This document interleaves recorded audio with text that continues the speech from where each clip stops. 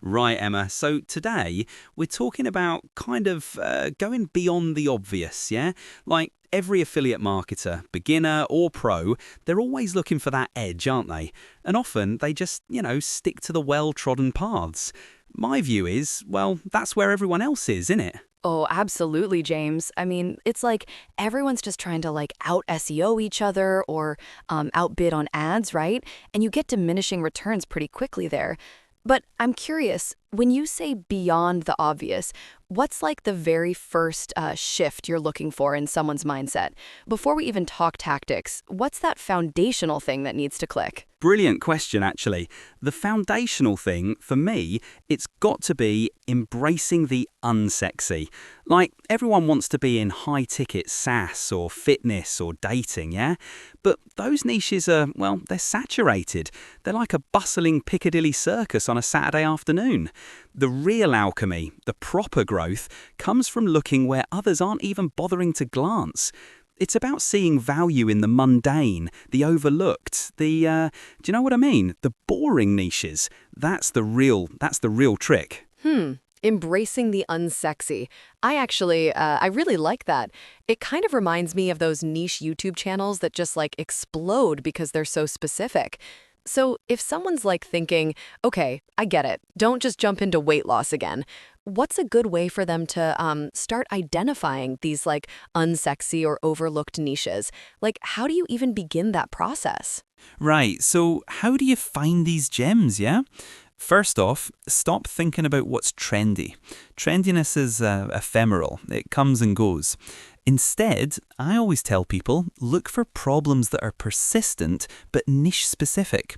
Think about communities that are underserved. Like, I recently saw a fascinating case study on specialty beekeeping equipment for urban apiarists. Now, that's incredibly specific, isn't it? Wow, urban apiarists. I wouldn't have even thought that was a thing, let alone a niche. That's really specific. So, are we talking about just doing deeper keyword research, or is there more to it than that? Because, I mean, urban apiarists, that's probably not going to pop up as a high volume keyword right away, right? Precisely. It's not just about keyword volume, it's about intent and passion. You're looking for communities with high engagement, even if small. So, how do you find them? Spend time on forums, not just the big ones. Look at subreddits, specialty Facebook groups, even local meetup groups. I even suggest people literally just walk around their local area. Pay attention to small businesses, local clubs. What problems do these people have that aren't being shouted about on national TV? Maybe advanced aquarium filtration systems for exotic fish breeders. That's a tiny audience, but they'll pay top dollar for the right solution, won't they? Okay, that makes a lot of sense. So it's less about the numbers game and more about finding those deep unmet needs where people are really invested. So once you've found one of these unsexy niches, James, how do you then actually generate traffic? Because traditional methods might not even exist for something that niche specific. Excellent point, Emma. And this is where the alchemy truly comes in. Traditional traffic generation, well, it often falls flat in these super niche areas. You won't outrank Amazon for best laptops, but you can become the go-to authority for vintage typewriter restoration supplies. So my first unconventional approach is what I call community-embedded content. Instead of just pumping out blog posts and hoping Google finds you, you actually become an active, valuable member of these niche communities. Hmm, community embedded content. So, actually participating in those forums and subreddits you mentioned, not just lurking and dropping links. Is that what you mean? Contributing genuine value? Exactly. You're not there to spam, you're there to help. You're answering questions, sharing genuine insights, building reputation. Then, and only then, you subtly introduce your solutions, your affiliate links, but it's always in the context of genuine help. Imagine someone asking about the best way to clean a specific vintage sewing machine, and you provide a detailed, truly helpful answer, maybe a link to your blog post that also reviews the best cleaning products. See? It's not pushy, it's helpful. Another powerful but often overlooked avenue is micro-influencer collaboration within that niche. Think about it. Oh, that's smart, actually. So, like, if you found an influencer who's, like, huge in the vintage sewing machine world, even if their follower count isn't, like, in the millions, their audience would be super engaged and relevant, right? I guess that makes a lot more sense than trying to get, like, a mainstream influencer to talk about something so specific. What about, like, totally left field traffic ideas? Anything that, like, most people would never even consider? Oh, absolutely, Emma. There's a ton. Beyond traditional SEO and ads, one I love for niche stuff is offline to online bridge building. Think about local clubs, societies, even specific trade shows or hobby conventions.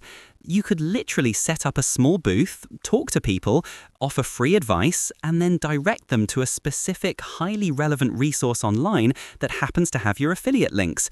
It sounds old school, doesn't it? But it builds incredible trust and authority. Wow. So, like, you're physically going to a convention about, I don't know, rare orchid cultivation and, like, talking to people directly?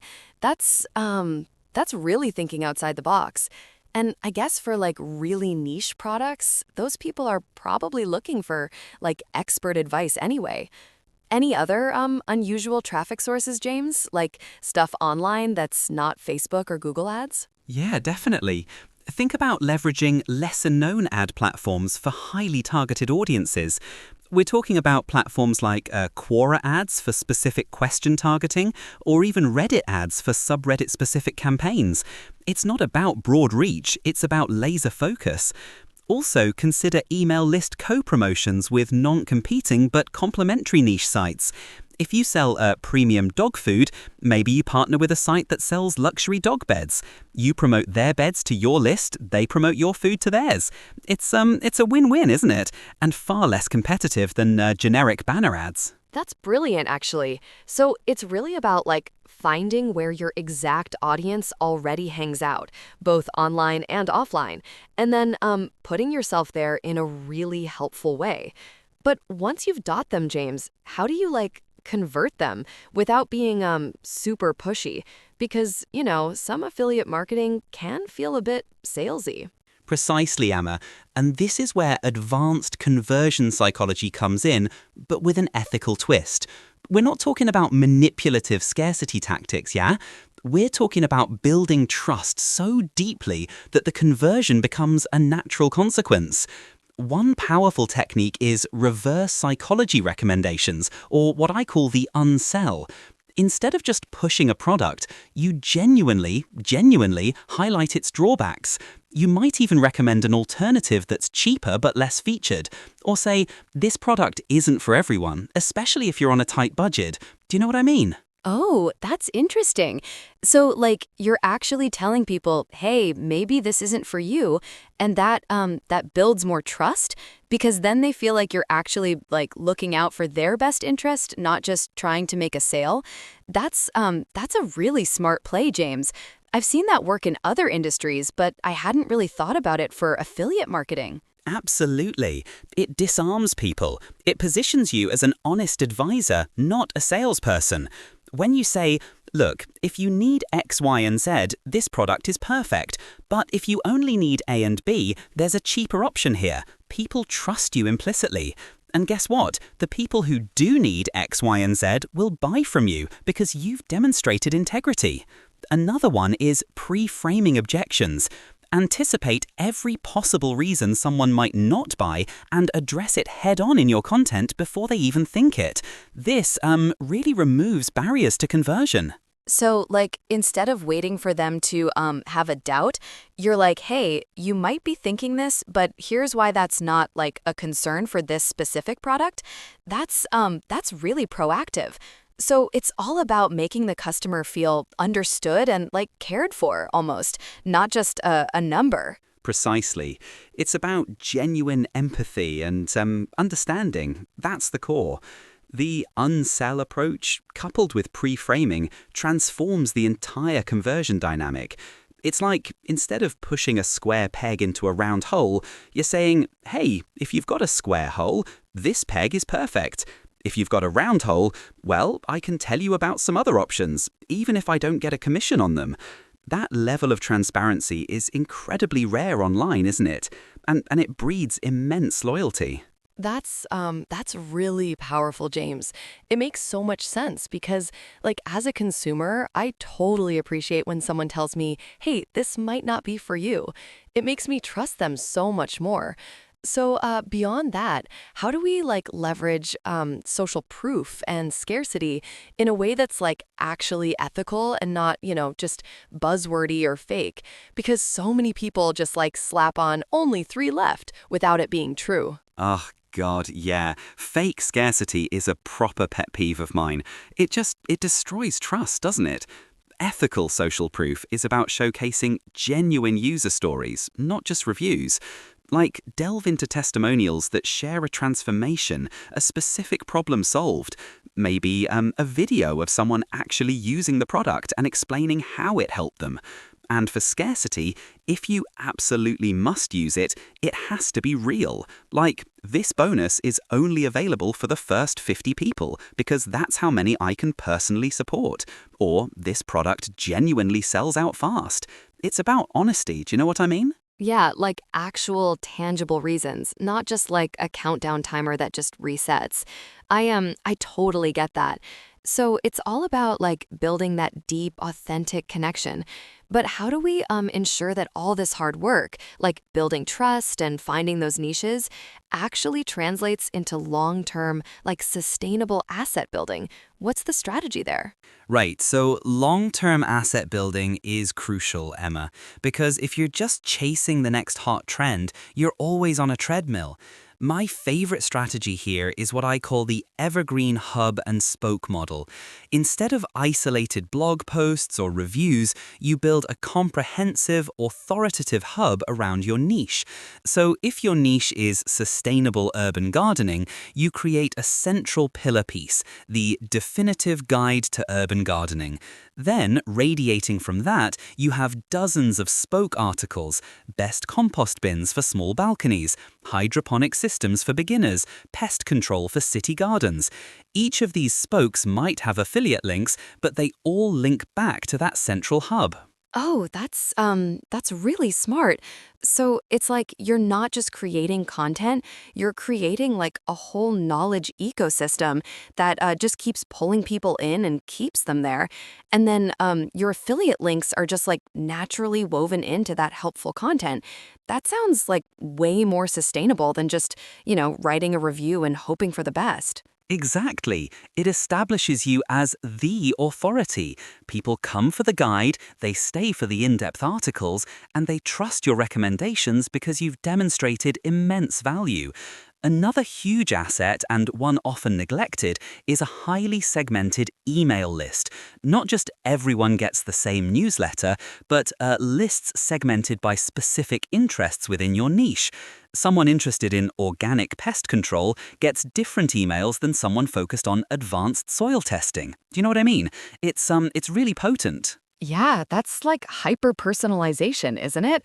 So instead of just sending out a generic blast, you're actually sending people stuff they actually care about, which like dramatically increases engagement and probably conversion too. That's brilliant. But James, how do you then like scale all of this without losing that personal touch or, compromising those ethical standards you've been talking about? Right, Emma. Ethical scaling is the absolute final piece of the puzzle. You've built trust, you've found your niche, you've got your assets. Now, how do you grow without turning into a massive faceless corporation, yeah? First point, strategic automation, not impersonal automation. You can automate email sequences, but they should feel personal, referencing previous interactions or interests. You can automate content scheduling, but the content itself still needs that human touch, that deep expertise. Okay, so it's about using automation to free up your time for like the high-value human-centric stuff rather than replacing the human element entirely, right? So, like, still personally replying to comments or emails, but maybe the initial welcome sequence is automated? Is that kind of what you mean? Precisely, you're not cutting corners on the care factor. Second, delegation with brand voice. As you scale, you'll need to delegate content creation, community management, etc. But you must ensure whoever helps you completely understands and embodies your brand's voice, your values, your ethical approach. They need to get the unsell mentality. Do you know what I mean? It's not just about getting articles written, it's about maintaining that consistent, trustworthy persona. That's a huge point actually. Like your brand's voice is so important for that trust you've built. So if someone else is like writing content or interacting with your audience, they really need to sound like you and uphold those values.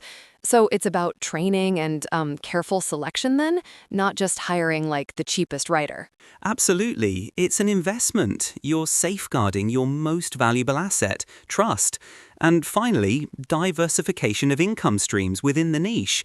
Don't just rely on one affiliate program or one product. As you scale, explore creating your own small digital products within the niche, an ebook, a template, a micro course. This further solidifies your authority, provides another income stream, and gives you complete control over the product, which is brilliant for ethical scaling. It's about evolving from pure affiliate to a full-blown niche authority, offering both curated recommendations and your own value. Oh, that's really, really smart. So you're essentially becoming like the ultimate resource for that specific niche, offering everything from like curated product recommendations to your own really specialized solutions. It's like you're not just sending people away, you're also providing value yourself. That's super powerful for long-term growth and keeping that ethical approach intact. Spot on. It's about being indispensable. It's not just about a quick buck, it's about building a genuine, lasting business that serves a specific community brilliantly. So, if I had to pick one thing for listeners to take away today, it'd be this. Look where others aren't looking. Embrace the unsexy and build trust. Always. Do you know what I mean? That's where the real alchemy happens. Wow, James, that's fantastic advice. I think like that embrace the unsexy mindset shift is just like gold. It's about, seeing opportunity where others just like walk right past it. And your strategies for finding those niches, generating traffic, and converting ethically are just so actionable. Thank you so much for sharing all these insights.